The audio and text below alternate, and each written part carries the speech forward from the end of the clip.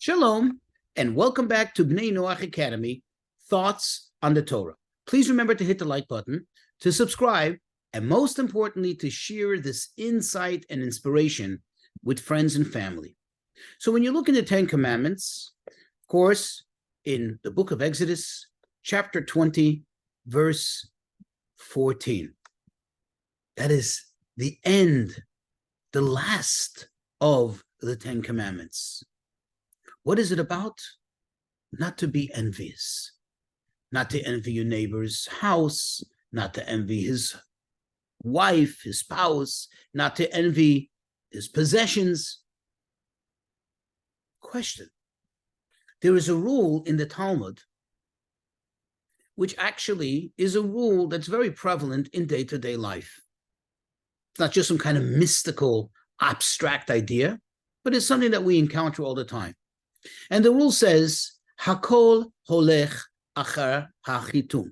Everything goes according to the end, meaning it's the ending. You know, we know, like, for example, in a good movie, in a good book, really matters how that ending is going to be, that happy ending, they lived happily ever after, or the impression that's left then. True, there's a lot to be said about first impressions, but the end kind of sets the image, it sets the tone of the entire episode, of the entire endeavor.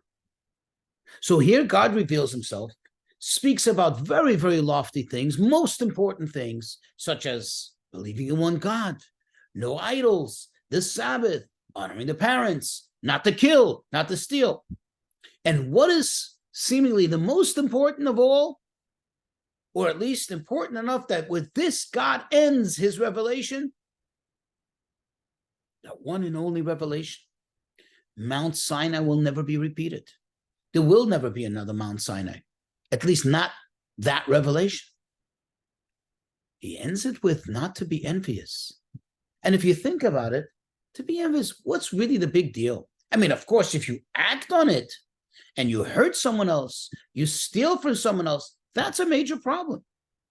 But if I'm just a little jealous, a little envious, okay, it may not be the best character trait to have, but is it the worst? Is it so bad? And the answer is yes. And that's what God's telling us. You see, not to be envious / not to be jealous seems to be such a little harmless thing. Okay, so if you were jealous, okay, so if you were envious, not the end of the world, so it seems. And that's what makes it the most dangerous. I want you to think, you come into a house and you can smell that distinctive, recognizable odor. There's a gas leak.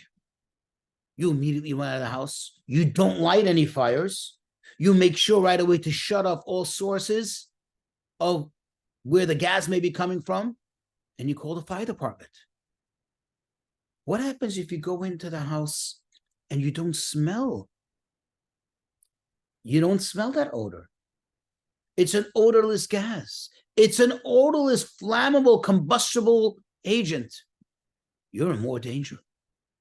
It doesn't feel like you're in more danger, but God forbid you light one spark. And unfortunately, you may not be around to tell the story, to say what happened. And that's the point. Another example, of course, poison. If it's clearly marked as poison, it has a bitter odor, foul smell, a bitter odor and a foul smell, a bitter taste, and a foul texture. There's no danger. You're not going to eat it. You can bet that no one's going to touch it. But how about if it's sugar-coated? It looks so sweet, has the most beautiful colors. Now we have a problem, certainly with little children. And that's what God's saying. When it comes to this particular commandment, most people would dismiss it as not such a big danger, not such a big deal, nothing major to worry about. God says this is the worst, because this is the segue to all the worst of the transgressions. And I'll illustrate it. You see, the commandment that says, thou shalt not commit murder. Your average person would never commit murder. Even in the most extreme of circumstances, most decent people have a problem, even if they have to defend themselves, to pull a trigger, to hurt another human being, even though that human being is not behaving like a human being. To steal. I don't think anybody, at least that I know, would willingly walk into a store and shoplift or hold up a bank. It's not, we don't live in that realm. We would never do it. Even if we were poor and desperate. How could we do such a thing? To commit adultery? Of course not. To give false testimony? Also not. However, when we get jealous, when we get envious, it doesn't look so dangerous. It's like the poison that's sugar-coated. But with time, we can end up committing all these terrible transgressions. Of course, not in the literal sense, but perhaps even far worse in the figurative sense. Not to kill. Killing. The Talmud says that when you embarrass someone, especially when you embarrass someone in public, it's the equivalent of killing them. It's like you killed them. You know why? When a person gets embarrassed in public, what happens? First, they turn red. All the blood rushes to them, and then they turn white. All the blood drains from them, all the oxygen from the brain. That is like killing. And then stealing. Because sometimes we get jealous. We steal someone else's glory.